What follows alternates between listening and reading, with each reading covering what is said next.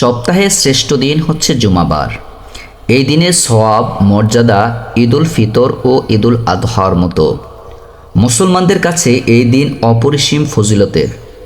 আল্লাহ তাআলার কাছে জুমার গুরুত্ব এত বেশি, পবিত্র কোরআনুল কারিমে জুমা নামে একটি সূরা নাজিল করা হয়েছে। পবিত্র কোরআনে মহান আল্লাহ তাআলা বলেন, হে মুমিনরা, জুমার দিন যখন নামাজের আজান দেওয়া হয় তখন তোমরা আল্লাহর স্মরণের দিকে এসো এবং বেচাকেনা বন্ধ করে দাও। এটা তোমাদের জন্য উত্তম যদি তোমরা বুঝো। এরপর নামাজ শেষ হলে জমিনে ছড়িয়ে ছিটিয়ে পড়ো, আল্লাহর অনুগ্রহ জীবিকা তালাশ করো এবং আল্লাহকে অধিক পরিমাণে স্মরণ করো যাতে তোমরা সফলকাম হও। সূরা জুমা 9 এবং 10 নং আয়াত। বিভিন্ন হাদিসে জুমার দিনের ফজিলত বর্ণনা হয়েছে।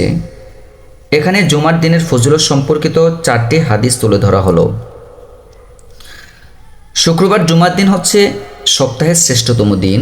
হযরতে আবু হুরায়রা রাদিয়াল্লাহু তাআলা আনহু থেকে বর্ণিত, রাসূলুল্লাহ সাল্লাল্লাহু আলাইহি ওয়াসাল্লাম ইরশাদ করেছেন, সূর্য উদিত হয় এমন সকল দিনের মধ্যে শ্রেষ্ঠ দিন হলো জুমার দিন। এই দিনেই আদম আলাইহিস সালামকে সৃষ্টি করা হয়েছে। এই দিনেই তাকে জান্নাতে প্রবেশ করানো হয়। এই দিনেই তাকে সেখান থেকে বের করা হয়। আর এই জুমার দিনেই কিয়ামত সংঘটিত হবে। জুমার দিনের আরেকটি গুরুত্বপূর্ণ সওয়াব রয়েছে, সেটা হচ্ছে আগে মসজিদে যাওয়া। রাসূল করিম সাল্লাল্লাহু আলাইহি সাল্লাম বলেছেন, যখন জুমার দিন আসে ফেরেশতারা মসজিদের দরজায় দাঁড়িয়ে প্রথম থেকে পর্যায়ক্রমে আগন্তুকদের নাম লিখতে থাকে। যে সবার আগে যত তাড়াতাড়ি যেতে পারবে তাকে একটি ওট সদকা করা হবে। তারপর যে আসবে ওই ব্যক্তির মতো যে একটি গাভী সদকা করে, তারপর আগমনকারী মুরগি সদকাকারীর মতো, তারপর আগমনকারী একটি ডিম সদকাকারীর মতো। এরপর যখন ইমাম সাহেব খুতবা প্রদান করে তখন ফেরেশতারা তাদের দফতর বন্ধ করে দেন এবং মনোযোগ দিয়ে খুতবা শুনতে থাকেন।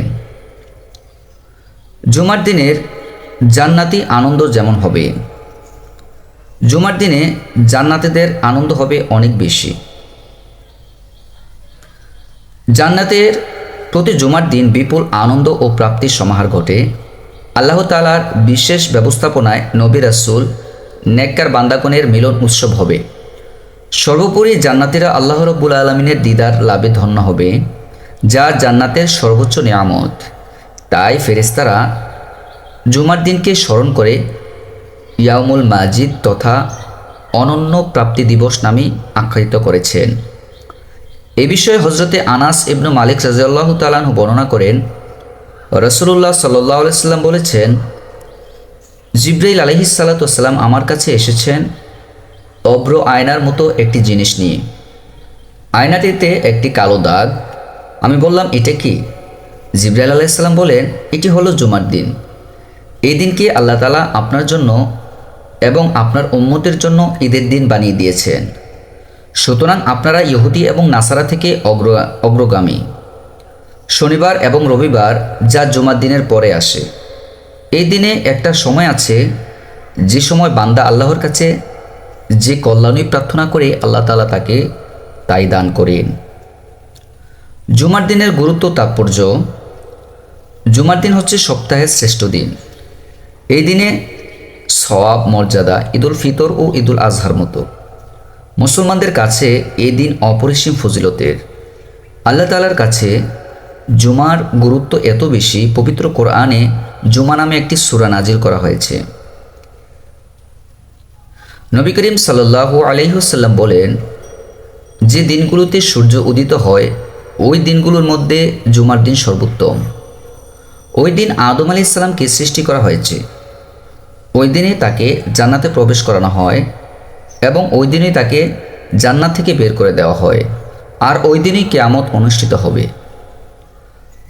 আল্লাহ তাআলা আদম আলাইহিস সালামকে জুমার দিন সৃষ্টি করেন। এই দিনই তাকে জান্নাতে প্রবেশ করান এবং জান্নাত থেকে পৃথিবীতে পাঠান। আবার জুমার দিনেই কিয়ামত সংঘটিত হবে। এছাড়াও এই দিন ইতিহাসে আরও অনেক বড় বড় মহৎ ঘটনা রয়েছে। পবিত্র কোরআনে আল্লাহ তাআলা বলেন, হে মুমিনগণ, জুমার দিন যখন নামাজের আহ্বান জানানো হয় তখন তোমরা আল্লাহর স্মরণে এগিয়ে যাও এবং কেনাবেচা দুনিয়াবি যাবতীয় সব কাজ বন্ধ করে দাও। দর্শক, এতক্ষণ আমরা শুনলাম জুমার দিনের বিভিন্ন ফজিলত সম্পর্কে। এখন আমরা শুনব জুমার দিন কোনো ব্যক্তি যদি মারা যায় তাহলে তার কি অবস্থা হবে। জুমার দিন যদি কারো মৃত্যু হয় তাহলে এ মৃত্যু ব্যক্তির কি বিশেষ কোনো ফজিলত আছে? অনেকে বলেন এবং অনেকের কাছ থেকে বলতে শোনা যায় জুমার দিন মারা গেলে অনেক ফজিলত, সুতরাং এই দিনে কেউ মৃত্যুবরণ করলেই বিনা হিসাবে জান্নাতে চলে যাবেন।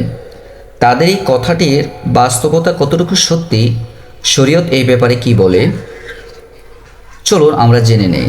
শুক্রবারে মৃত্যুবরণ করলে জান্নাতের দরজা খুলে দেওয়া হয় কিংবা সরাসরি বিনা হিসাবে জান্নাতে চলে যাবেন। এই মর্মে কোরআন হাদিসের কোথাও কোনো দলিল খুঁজে পাওয়া যায় না। তবে কবরে আযাব থেকে বাঁচার ব্যাপারে হাদিসে বর্ণিত হয়েছে। হজরতে আবদুল্লাহ ইবনে মাসউদ এবং হজরতে আবদুল্লাহ ইবনে ওমর রাদিয়াল্লাহু তাআলা আনহু বর্ণনা করেন, রাসূলুল্লাহ সাল্লাল্লাহু আলাইহি ওয়াসাল্লাম বলেছেন, যে মুসলমান জুমার দিনে কিংবা জুমার রাতে মৃত্যুবরণ করবে নিশ্চয়ই আল্লাহ তাআলা তাকে কবরের ফিতনা থেকে বাঁচিয়ে রাখবেন। এই হাদিস থেকে সকল ওলামায়ে কেরামগণ বলে থাকেন, শুক্রবারে মৃত্যুবরণ করলে বিনা হিসাবে জান্নাত এবং কিয়ামত পর্যন্ত কবরের আযাব মাফ, এ কথা বলার কোনো সুযোগ নেই। এই সম্পর্কে মোল্লা আলী কারি রহমতুল্লাহি আলাইহি বলেন, জুমার দিনে বা রাতে যে ব্যক্তি মারা যাবে তার থেকে কবরের আযাব উঠিয়ে নেওয়া হবে, এটা মোটামুটি প্রমাণিত। তবে কিয়ামত পর্যন্ত আযাব আর ফিরে আসবে না, এ কথার কোনো ভিত্তি আমার জানা নেই। দর্শক, এখন আমি আপনাদেরকে বলবো জুমার দিন দুরূদ শরীফ পড়ার ফজিলত কি।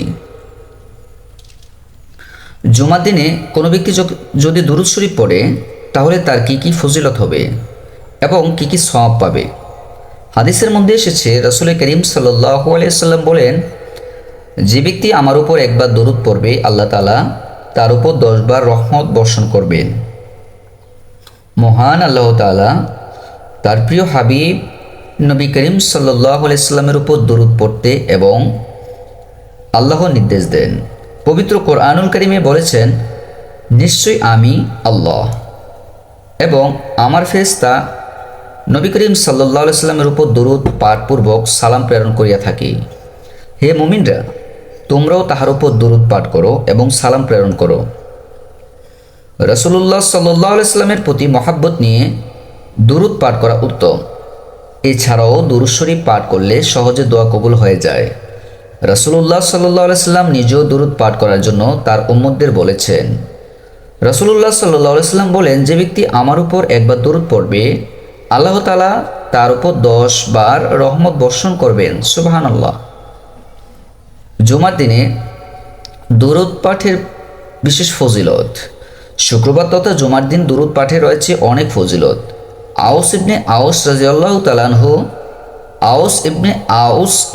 তাআলা আনহু থেকে বর্ণিত একটি হাদিসে এসেছে, রাসূল সাল্লাল্লাহু আলাইহি সাল্লাম ইরশাদ করেছেন, নিশ্চয় জুমার দিন শ্রেষ্ঠতম দিনগুলোর অন্যতম, সুতরাং সেদিন তোমরা আমার উপর বেশি বেশি করে দরুদ পড়ো, নিশ্চয়ই তোমাদের দরুদ আমার কাছে পেশ করা হয়। অন্য একটি হাদিসে এসেছে, রাসূল সাল্লাল্লাহু আলাইহি সাল্লাম ইরশাদ করেছেন, তোমরা জুমার রাত ও জুমার দিনে আমার উপর বেশি বেশি করে দরুদ পড়ো। যে ব্যক্তি আমার উপর একবার দরুদ পাঠ করবে আল্লাহ তাআলা তার উপর 10 বার রহমত বর্ষণ করবেন। যে ব্যক্তি একবার দরুদ পাঠ করবে আল্লাহ তাআলা তার উপর 10 বার রহমত বর্ষণ করবেন।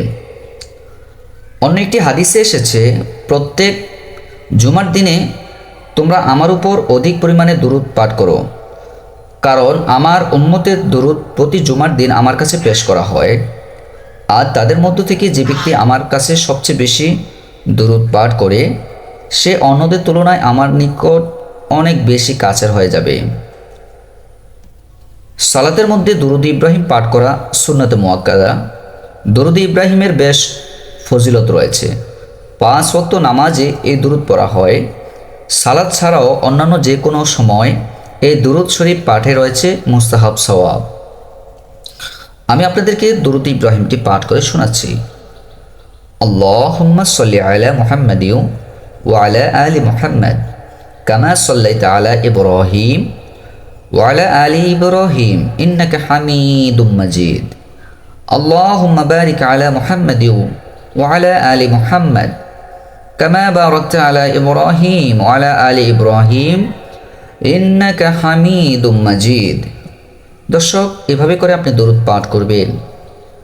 আপনি যদি এভাবে করে বেশি বেশি করে আমল করতে পারেন, ইনশাআল্লাহ আল্লাহ সুবহানাহু ওয়া তাআলা এই জুমার দিনের শ্রেষ্ঠত্ব